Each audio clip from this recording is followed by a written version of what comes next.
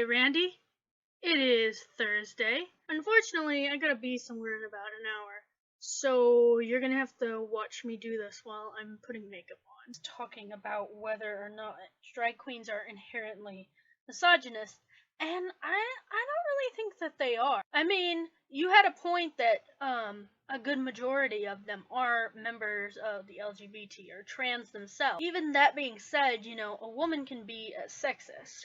So I kind of see where people are going with that, but I think it's a base to base thing. I don't think that just by being a drag queen, you're being inherently misogynistic. That being said, I'm probably not the best person to ask, anyways, because I am cis. So I think that's a good response to what you're saying. Putting my contacts on, I think I'd like to ask you a separate question.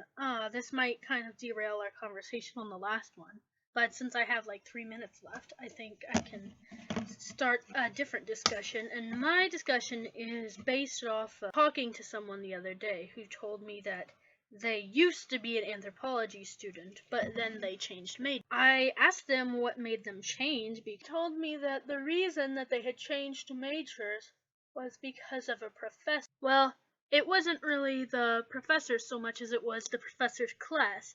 They said that the class was so frustrating that they couldn't see themselves continue in the discipline because just having to deal with that class made them lose all their passion. And I couldn't really understand that. My major is something that I thought about a lot. It's something really important to me, and it's going to shape my future. So, I guess my question to you is, do you think that there would be something that would make you want to change your major?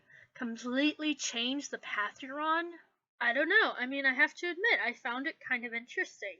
Me personally, I don't think that there would be anything that would make me do that. But maybe that's just because I've been thinking about what exactly to with my life since we were middle schoolers.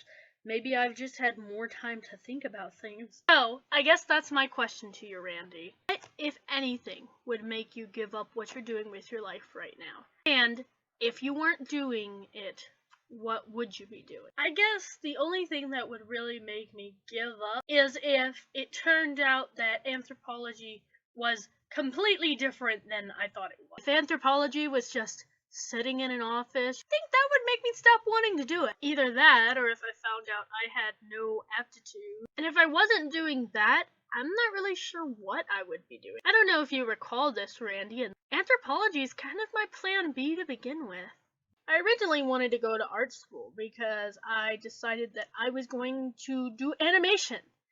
And while I still absolutely love animation, two things that I listed that would make me give up anthropology are kind of the reasons that I gave up animation. Now, the one major reason was I didn't really think that I had the aptitude for it. I mean, it's possible if I applied for an art school, I wouldn't have even gotten in.